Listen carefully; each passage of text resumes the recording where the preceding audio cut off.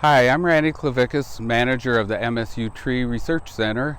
Our facility started in 1963, and the history of our department nursery goes back to 1903. So over those years, we've grown over 66 million tree seedlings that have been planted throughout the state and the country. Our current projects are a red pine project of Paul Blazey's with the DNR. We're also working on a big sugar maple project with Jesse Randall up at our Escanaba station. We also do a lot of work with the Forestry Club. We work with other agencies like universities, Forest Service, and DNR.